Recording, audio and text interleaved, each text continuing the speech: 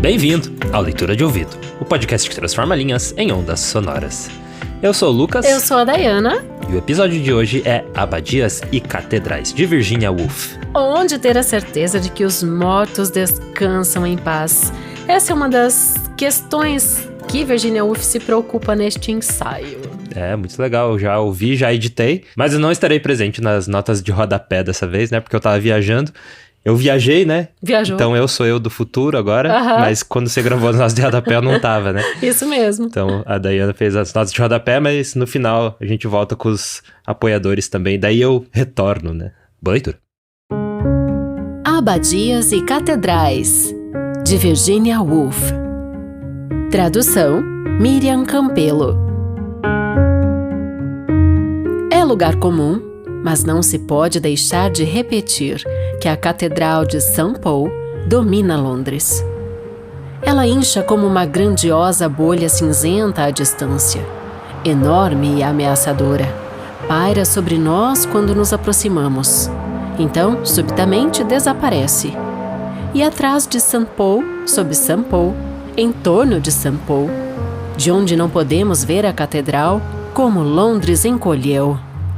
Outrora havia faculdades e grandes pátios rodeados por construções e mosteiros, com lagos de peixes e claustros, ovelhas pastando no relvado, hospedarias em que grandes poetas esticavam as pernas e conversavam à vontade. Agora, contudo, todo esse espaço encolheu. Os campos desapareceram, assim como os lagos de peixe e os claustros. Até os homens e as mulheres parecem ter encolhido, tornaram-se numerosos e diminutos ao invés de únicos e substanciais. Onde Shakespeare e Johnson defrontaram-se outrora e conversaram abertamente, 1 milhão de pessoas comuns embarafustam e correm, sacolejam nos ônibus, mergulham no metrô. Parecem numerosas demais, insignificantes demais, muito semelhantes entre si para terem um nome, uma personalidade e uma vida só sua. Se sairmos da rua e entrarmos numa igreja da cidade, a diferença entre o espaço que os mortos desfrutam e aquele agora à disposição dos vivos se torna patente. No ano de 1737, um homem chamado Howard foi enterrado em St. Mary-le-Bow. Uma parede inteira está tomada pela lista de suas virtudes. Ele foi abençoado com uma mente sólida e inteligente que fulgurava no exercício habitual de grandes e divinas virtudes. Em meio a uma época libertina, era inviolavelmente devotado à justiça, à sinceridade e à verdade. Howard ocupa um espaço quase do tamanho de um escritório, cujo aluguel deve chegar a muitas centenas de libras por ano. Em nossos dias, a um homem de obscuridade igual seria concedido um pedaço de pedra branca do tamanho habitual entre milhares de outros, e suas grandes e divinas virtudes não seriam registradas. Mais uma vez, em St. Mary-le-Bow, pede-se à posteridade que faça silêncio e rejubile-se por Mr. Mary Lloyd ter encerrado, aos 79 anos, uma vida imaculada e exemplar, sem sofrer e, na verdade, sem recuperar a consciência. Pare, reflita, admire, fique atento a seus próprios rumos. Essas antigas placas estão sempre nos aconselhando e exortando. Deixa-se a igreja admirado com os vastos dias em que cidadãos desconhecidos podiam ocupar tanto espaço com seus ossos e confiantemente requisitar tanta atenção por suas virtudes, enquanto nós, vejam como nos acotovelamos e nos esquivamos e circundamos uns aos outros na rua, de modo rápido cortamos caminho e lepidamente nos esgueiramos por entre os carros. O mero processo de nos manter vivos exige toda a nossa energia. Estávamos prestes a dizer que não temos tempo para pensar na vida ou na morte, quando subitamente esbarramos nas enormes paredes da Catedral de St. Paul. Ali está ela de novo, pairando sobre nós, montanhosa, imensa, cinzenta, gelada, mais quieta do que antes. E assim que entramos, somos submetidos àquela pausa, expansão e liberação da pressa e do esforço que St. Paul, mais do que qualquer outra construção do mundo, tem o poder de conceder. Algo de seu esplendor reside simplesmente na vastidão, na serenidade incolor. Corpo e mente parecem ampliar-se no recinto, expandir-se sob o gigantesco do céu, onde a luz não é nem a do dia, nem a das lâmpadas, mas um ambíguo elemento resultante das duas. Uma janela filtra um largo feixe de luz verde, outra atinge as lajes lá embaixo de um púrpura pálido e frio. Há espaço para que cada larga faixa de luz caia suavemente.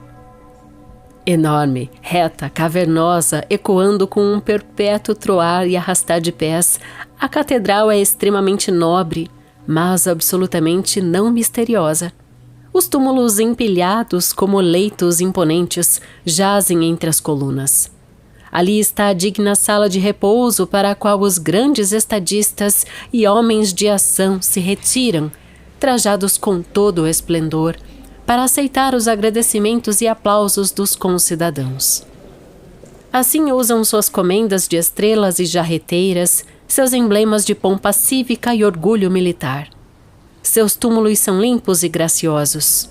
Não foi permitido que nenhuma ferrugem ou mancha os maculassem. Mesmo Nelson parece um tanto elegante. Mesmo a figura torturada e contorcida de John Donne, embrulhada nas dobras de mármore de sua mortalha, parece ter saído do pátio do escultor ainda ontem.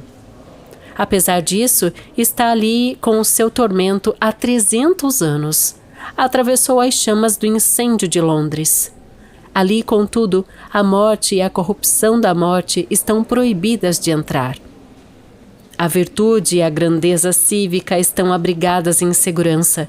É verdade, acima da pesada porta, uma gravação em relevo reconta a lenda de que através do portão da morte passamos para nossa alegre ressurreição.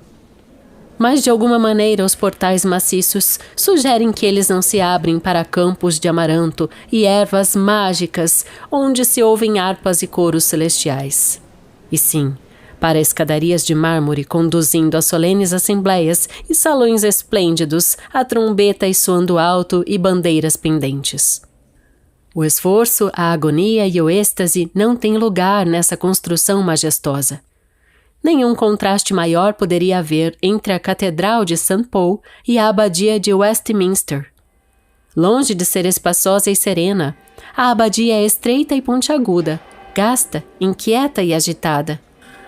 Nossa impressão é a de ter deixado a confusão democrática, a monotonia da rua e entrado numa assembleia brilhante, numa seleta sociedade de homens e mulheres da mais alta distinção. O grupo parece mergulhado em total conclave.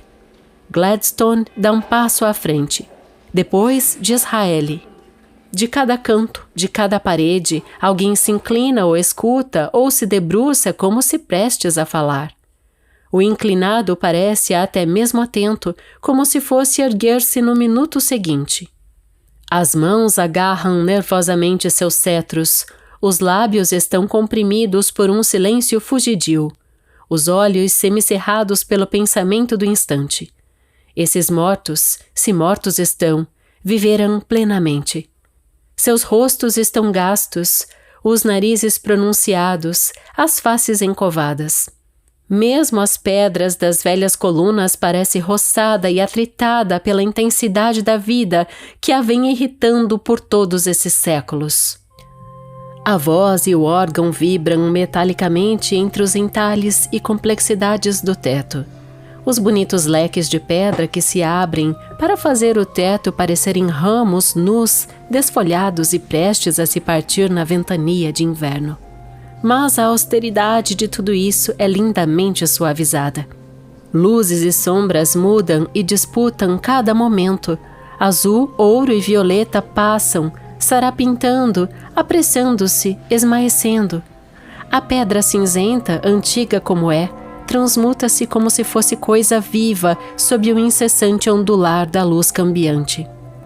Portanto, a abadia não é um lugar de morte e descanso, Não é uma sala de repouso onde os virtuosos jazem em câmara ardente para receber as recompensas da virtude. Teria sido de fato por meio de suas virtudes que esses mortos chegaram até aqui? Inúmeras vezes foram violentos, foram selvagens. Inúmeras vezes apenas a grandeza de seu nascimento os distingue. A abadia é cheia de reis e rainhas, duques e príncipes.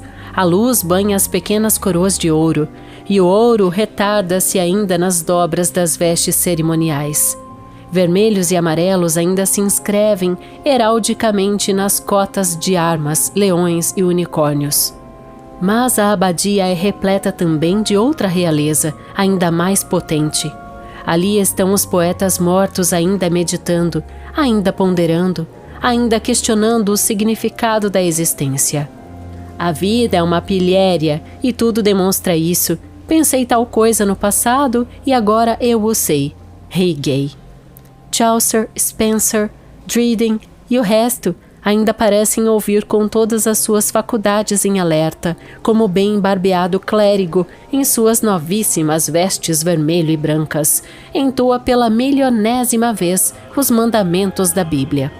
A voz dele ressoa maduramente, com autoridade pelo local, e se não fosse irreverência, podia-se supor que Gladstone e Disraeli estão prestes a fazer votar a declaração recém-proposta de que as crianças devem honrar pai e mãe. Todos naquela brilhante assembleia têm uma mente e uma vontade própria. A abadia é transpassada por vozes agudas. Sua paz é perturbada por gestos enfáticos e atitudes características. Não há um centímetro das paredes que deixe de falar, clamar e explicar. Reis e rainhas, poetas e estadistas ainda desempenham seus papéis e não aceitaram voltar quietos ao pó. Ainda em animado debate, erguem-se do dilúvio e do desperdício da vida mediana de punhos fechados e lábios entreabertos, com uma orbe na mão e um cetro na outra, como se os tivéssemos forçado a levantar em nosso benefício e testemunhar que a natureza humana pode, de vez em quando, exaltar-se acima da enfadonha desordem democrática das ruas apressadas. Presos, transfixados, lá permanecem eles sofrendo uma esplêndida crucificação. Onde então ir-se em Londres para encontrar paz e a certeza de que os mortos dormem e descansam em paz? Londres, afinal de contas, é uma cidade de túmulos. Mas Londres é também uma cidade que fervilha em atividade incessante. Mesmo St. Clement Danes, aquela pilha venerável plantada no meio do Strand, foi paramentada com todos os pré-requisitos para a paz. Chorões e relvas ondulantes que a mais humilde igreja de aldeia desfruta por direito. Ônibus e caminhonetes há muito a usurparam esses pertences. Como uma ilha, ela possui agora apenas uma calçada muito estreita a separá-la do mar. E mais, St. Clement Danes tem seus deveres para com os vivos. Provavelmente participa de modo vociferante e estridente, com uma alegria quase frenética, mas rouca, como se sua língua guardasse a aspereza enferrujada trazida pelos séculos da felicidade de dois mortais vivos. Um casamento é celebrado. Por todo o Strand, St. Clement Danes ruge suas boas-vindas ao noivo de fraque e calças cinzentas, às virginais damas de honra de branco, e, finalmente, à própria noiva, de cujo carro, junto ao pórtico, ela desce com um lampejo de esplendor branco e penetra no interior sombrio, para fazer seus votos de casamento ante o rugido dos ônibus, enquanto do lado de fora, pombos alarmados giram em círculos, e a estátua de Gladstone está apinhada, como uma rocha sob gaivotas, de entusiásticos espectadores que acenam e saúdam. Os únicos locais tranquilos em toda a cidade talvez sejam os velhos cemitérios, que se tornaram jardins e playgrounds. As lápides não servem mais para marcar os túmulos, e sim para alinhar os muros com as suas lajes brancas. Aqui e ali um túmulo lindamente esculpido desempenha o papel de ornamento de jardim. Flores iluminam a relva, e há bancos sob as árvores para mães e babás, enquanto as crianças fazem rolar seus arcos de brinquedo e brincam de amarelinha em segurança. Aqui podemos sentar e ler Pamela de fio a pavio. Aqui, meio anestesiados, podemos fazer escoar os primeiros dias da primavera ou os últimos do outono, sem sentir de forma muito intensa a agitação da juventude ou a tristeza da velhice. Pois aqui os mortos dormem em paz, sem provar nada, sem testemunhar nada, sem exigir nada, exceto que desfrutemos a paz que seus velhos ossos nos fornecem. Sem relutar, desistiram de seus direitos humanos de separar nomes ou virtudes peculiares. Mas não tem motivo algum para reclamar. Quando o jardineiro planta seus bulbos ou semeia sua grama, eles florescem de novo e alastram pelo solo sua relva verde e macia. Aqui, mães e babás fofocam, crianças brincam, e o velho mendigo, após jantar os restos de um saco de papel, espalha migalhas para os pardais. Esses cemitérios de jardim são os mais tranquilos dos santuários londrinos, e seus mortos, os mais quietos de todos.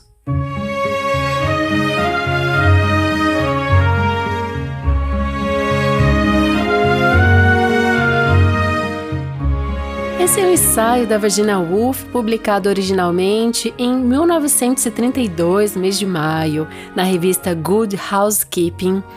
É interessante a gente comentar que, assim como em outras vezes, a gente já trouxe algumas reflexões aqui, né? Sobre os status sociais, mesmo pós-morte, né? Para mim, percebo que a Virginia evoca nesse ensaio também esse tipo de reflexão pra gente, né? Hoje esse texto é encontrado em Cenas Londrinas, um livro com vários ensaios, mas para mim é um tipo de texto assim de contemplação da vida. A escritora britânica traça então esse panorama sobre como as coisas funcionam a partir dos status sociais que elas conquistam, não só em vida, mas em especial após a morte. Eu percebo que ela está bem preocupada em responder uma pergunta ao longo do ensaio. Onde então ir-se em Londres para encontrar paz e a certeza de que os mortos dormem e descansam em paz? Então é interessante que ela própria cita entre as necessidades humanas, né, a agitação da juventude ou a tristeza da velhice. Então ela trabalha com dois extremos, e nesses dois extremos, do jovem e de quem já está experiente na vida, é preciso ter o discernimento. Então, de um lado, um local onde os mortos dormem em paz, sem provar nada, sem testemunhar nada, sem exigir nada, exceto que desfrutemos a paz que seus velhos ossos nos fornecem. Aspas dela, isso, né? E do outro, tem outra aspa. Pare, reflita, admire, fique atento a seus próprios rumos. Essas antigas placas estão sempre nos aconselhando e exortando. Então, em todo ensaio, ela se constrói a partir da comparação entre três espaços sacros muito importantes por cartão postal de Londres. O primeiro deles, e até se você for buscar as imagens desses três espaços, você vai ficar bem impressionado com a imponência, né? Com a construção tão antiga, secular, tão elaborada de todos os três espaços. O primeiro, então, que é a Catedral St. Paul, ou Catedral São Paulo, que é nobre na visão da Virginia, mas não é misteriosa. Os túmulos estão em colunas. E ali a gente tem estadistas com seus uniformes e medalhas, grandes políticos, né, pessoas que fizeram então essa diferença na história de Londres, da Inglaterra. Depois temos a Abadia de Westminster, ali jazem reis, rainhas, duques, príncipes, mas a Virginia, é muito interessante que ela questiona as virtudes, né? Além deles terem sido bem-nascidos, o que mais que eles foram ou são de verdade na vida, né? Então, foram bem-nascidos, ponto, estão na Abadia de Westminster, descansando em paz para a prosperidade, mas e o que mais, né? E tem ainda a St. Clementines, que das duas anteriores, ela tem uma diferença. Ela tem uma torre em forma de agulha muito alta, chama muita atenção. E ali ela narra a celebração de um casamento, paralelo aos burburinhos da vida moderna. Ela até cita os carros passando, né, e tudo mais. Então, assim, a vida que continua, apesar de nesse espaço, então, a gente ter determinados marcos de vida e de morte, marcos de ser humano, de desenvolvimento, né. E aí, na abertura do Cenas Londrinas, a gente tem um texto do Barroso, onde ele fala assim, ó: interessante é o paralelo que faz entre a Catedral de São Paulo e a Abadia de Westminster, comparando a primeira à confusão democrática da rua e a segunda a uma brilhante assembleia de homens e mulheres da mais alta distinção. Na opinião de Barroso, aqui não foi possível disfarçar sua preferência elitista, no caso agravada pela opção religiosa, e é com algum escárnio que descreve a figura de parlamentares anônimos e de certo provincianos a fazerem perguntas desembaraçadas ao primeiro-ministro e a outros membros do governo. Essa pontuação é interessante porque a gente tem que lembrar que na história de vida da Virgínia, ela é de uma família aristocrata, né? Ela teve pais com possibilidades financeiras, ela pôde estudar, ela e as irmãs dela. Ela tinha meio-irmãos que depois que os pais morreram, até sofreram um pouco de dificuldade de relação, inclusive de abusos, né? Abusos físicos, né? Sexuais da parte dos meio-irmãos, tanto ela quanto Vanessa, por exemplo. Até que as meninas conseguem fazer uma vida, né, à parte desses meio-irmãos depois que ficam órfãos dos pais. Mas voltando aqui pro texto, ela então coloca, né, vou usar um termo, ela, ao elucubrar, né, a discrepância entre essas honrarias, diante da realidade de que, e isso também está muito presente, o mero processo de nos manter vivos exige toda a nossa energia. Então ela cita ali, en passant, em 2 momentos, não temos tempo, né? Essa coisa que é bradada muito por muitas pessoas. Então, a gente está tentando se manter vivo, a gente está na correria, né? Carros passando a todo tempo.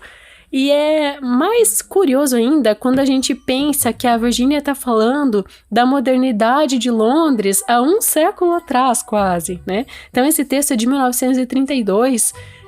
A gente tem quase 100 anos de diferença, né, de reflexões, mas era a modernidade da época. Então, trazendo para Londres de hoje algumas gradações muito maiores que poderia estar sendo citado. Mas ela volta ainda um tanto mais no passado, para além desse início do século XX, que é o momento onde esse texto sai. Ela cita uma série de nomes. E eu vou elucidar aqui para você alguns deles. É interessante a gente trazer as curiosidades, fazer as costuras deste ensaio com a história e trazendo para os dias de hoje. Um deles é John Donne. Ele foi um poeta jacobita inglês, ele era pregador também e é o maior representante dos poetas metafísicos da época. E a época dele é o século XVI, então 1562 a 1631. Entre o século XVI e XVII foi o momento em que John Donne viveu. E é com ele que surgiu uma reflexão inglesa. Talvez você já tenha ouvido falar por quem os sinos dobram, né? O dobrar dos sinos, a questão dos sinos dobrarem. Então surge com John Donne. Em 1624, ele responde a esse questionamento da seguinte maneira: nenhum homem é uma ilha e se basta em si mesmo. Todo homem é um pedaço do continente, uma parte do todo. Então é bem legal essa reflexão. A obra dele é bem notável, ele tinha um estilo sensual e realista, tinha sonetos, poesia amorosa, poemas religiosos também e algumas traduções do latim, traduções de epigramas, de elegias, de canções, de sátiras, de sermões. Enfim, era uma pessoa ligada à religião e eu acho que não à toa o nome dele está presente no texto, né? Com que a Virgínia se demora nele em alguns momentos. Na Abadia de Westminster estão enterrados monarcas como Eduardo, o Confessor, e Elizabeth I, além de figuras importantes da literatura e também da ciência. Então, vou citar aqui o Geoffrey Chaucer, Charles Dickens, está enterrado em Westminster, Isaac Newton e o próprio Charles Darwin, né, o pai da teoria da evolução. E lá tem o túmulo de um guerreiro desconhecido, além de ser também o palco de casamentos reais, de coroações. Quando a gente tem notícias vinculadas à família real, à grande sociedade londrina, normalmente a abadia de Westminster está aparecendo, né? Tem uma grande importância histórica e cultural, pessoas de destaque de todos os campos, inclusive podem encontrar lá seu descanso final ou lá na abadia recebem seus memoriais. Falando de outros nomes que ela cita no texto, Gladstone e Disraeli, que acho que entra umas 2 ou 3 vezes, eram grandes rivais políticos. Eles foram importantes políticos no século XIX na Inglaterra, mas eles eram de lados muito opostos. Enquanto o William Gladstone era do Partido Liberal, o Benjamin Disraeli era do Partido Conservador. E ali tinham muitos embates, eles alternavam cargos e discutiam muitas coisas. E depois de tudo isso, de apresentar tudo isso, eu fui pesquisar, porque assim, para mim esse ensaio, ele é fundamental para a gente refletir sobre esse hábito histórico de sepultar os mortos em igrejas, né? E isso perpassa o status social, mas perpassa também a ideia de estar mais próximo ao sagrado, né? Então, eu vou sendo enterrado em igreja, eu tô mais perto da salvação, do céu, né? Então, isso foi contra-argumentado, muito bem contra-argumentado, por razões sanitárias, né? Mas, se a gente for voltar na história, tem vestígios de práticas de sepultamento em igrejas, por exemplo, em catacumbas, em templos. Tem muitas histórias e filmes que tratam sempre disso e tem sempre um clima muito legal envolvido, né? Mas a grande parada é que reflete a importância da proteção e também a reverência aos mortos. A gente pode falar desde as pirâmides do Egito, né, que ali também entram outras práticas de pós-morte, né, para conservar corpos e tal. Mas o fato é que em séculos passados o hábito era comum, especialmente durante a Idade Média. E isso retumba também no período colonial no Brasil. Interessante que esse hábito entra também em território nacional, mas depois foi gradualmente abandonada, devido então à disseminação de doenças, por também questão de espaço. Imagina todo mundo ser enterrado dentro da igreja. Então, o aumento da população e as epidemias proibiram o sepultamento em igrejas. Foram criados cemitérios públicos como os locais ideais para sepultamento, e foi uma carta régia em 1800 que proibiu o sepultamento em igrejas, e ali marca o início da mudança para os cemitérios públicos. Esses locais, né, os cemitérios, quando são criados, a gente tem inúmeros poemas que falam de campa ou de campo santo, né? Então, sempre que você ouvir campa numa poesia ou mesmo num texto em prosa, está se referindo a esse lugar, né, a esse cemitério. Mas lá no começo eles foram vistos com muita desconfiança. Depois torna norma e não tem mais o que fazer, né? Então todo mundo tem que ir para cemitério. Mas nem por isso, e aqui vem o X da questão, que a gente sempre comenta aqui no podcast. Tivemos vários episódios onde a gente teve essa oportunidade, né, de cotejar textos que tratam de cemitério, de lugar onde as pessoas são enterradas, etc. Nem por isso com homogeneidade. Esse que é o X da questão, porque lá há também, até hoje, sempre houve, e eu acredito que isso vai demorar muito para mudar, a criação de espaços específicos para diferentes classes sociais, né? Uma das coisas que a Virginia questiona no texto também, no meu ponto de vista. Então, tem status social, tá em tal, dentro da tal igreja. O que é muito legal é o movimento que ela faz no fim do texto, quando ela cita os cemitérios normais, né? E até ela faz uma brincadeira aqui falando que eles se tornam uma espécie de playgrounds também de Londres, porque é onde as mães vão com os bebês, as babás vão para fofocar enquanto as crianças ficam brincando, ou lá você pode sentar com tranquilidade e ler todo o Pamela, né? Que é também um romance muito famoso na literatura inglesa. Então ela traz para essa realidade, mas o texto da Virginia, ele sempre coteja as cores de uma forma muito bonita, desde quando ela fala da luz entrando nos vitrais de St. Paul, lá no início do texto, e contempla muito também a questão da natureza. Então, por exemplo, ela fala aqui que quando o jardineiro planta seus bulbos ou semeia sua grama, eles florescem de novo e alastram pelo solo sua relva verde macia. Então é um texto muito bonito, é um texto que faz uma carícia dentro de você. Quando nós trouxemos Kew Gardens, onde ela narra esse jardim de Londres, esse jardim tão importante, né? que é um texto de 1919, é precedente, né, a esse de hoje, do episódio do Abadias e Catedrais, a gente vai perceber que a Virgínia foi uma grande observadora do universo, do espaço onde ela estava localizada, né? E isso tudo confere à obra dela uma aura diferenciada, né? Uma sensibilidade. Alguns dizem que a Virgínia fez com a língua inglesa coisas que ninguém jamais havia feito para descrever coisas, né? Então, sempre uma narrativa que nos marca muito e sempre tem um pouco dela, né? Um pouco dela, apesar de não ser autobiográfico, mas é a visão única e essencialmente de Virginia Woolf, né? Falar de uma mulher que nasceu então em 1882 e que viveu até 1941, quando num extremo de lapso de crise nervosa, ela decide pôr fim à sua própria vida. E ali a gente está entre os colapsos que a gente tem internos provocados entre a Primeira e o início da Segunda Guerra Mundial foram fundamentais para determinar esse fim de vida da Virgínia, né? Bem como o que foi essa vida adulta dela. Então foram muitas coisas que envolveram até ela resolver encher os bolsos do casaco de pedras e entrar no rio, né? Deixando cartas que explicaram o seu sofrimento, né? Naquele estágio da vida. Para além disso, a gente tem também os filmes que foram produzidos a partir dos romances, dos ensaios da Virgínia. Eu sou sempre muito suspeita a falar de Virginia Woolf, porque ela é uma das maiores representantes do feminismo, ali do século XIX para XX, e eu acho que o legado que ela deixa é muito importante. Então tem até aquele termo que é difícil de falar, stream of consonances, né? Que é quando ela dá essa observação profunda para o mundo que existia à sua volta. É um texto para tocar nos nossos pensamentos, para tocar nos nossos sentimentos, que traz sensações à superfície. E eu espero que você tenha gostado desse episódio.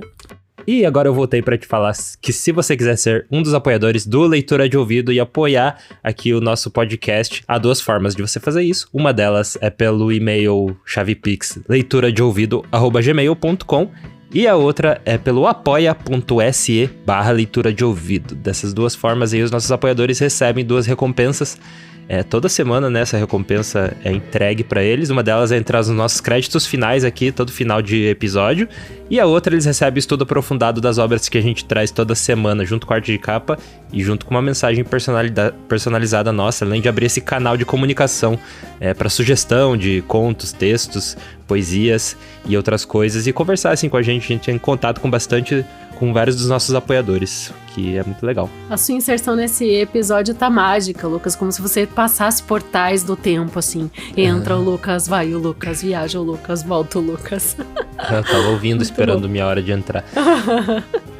Mas então vamos para os nossos apoiadores do Leitura de Ouvido, que são eles: Agnaldo Ângelo Silveira Rebouças, Alberto Alpiri, Ancle Lima, Ana Cláudia Chaguri Lopes, Augusto Marques Ramos, Bruna Foltz Coutinho, Bruno dos Santos Leda, Bruno Guedes com o Grupo Danco, Cláudia Lubi, Cristiana Castanho Ferraz, Eduarda Quartim, Elaine Vieira Ferreira, Ellen Carvalho, Evandro Benck, Felipe Cronato, Isabel Araújo Alves, Jaqueline Conte, Karine Pacheco, Lina Soares, Lucas Vieira, Luciana Botelho Pacheco, Luiz Fernando Garcia, Mike Santos Araújo, Marco Aurélio Marques de Queiroz, Marcos Vinícius, Maria José de Oliveira Lima Félix, Marilu Lourenço Rosas, Maristela Prado, Matheus Trim, Matheus Simão Brum, Mônica Tocárnia, Paulo José Pereira de Rezende, Pedro Coimbra Machado Cibusca Valente, Armanda Fraz Yashitsky, Roberto Hiromi Sonoda, Sandra Cavalcante, Sérgio Juarez Rico da Luz, Silvana Silva, Simone Pessoa de Mesquita e Zenilda Ribeiro da Silva. Obrigado. Queria comentar que faz tempo que não muda a nossa lista. Precisa entrar mais apoiadores novos aí.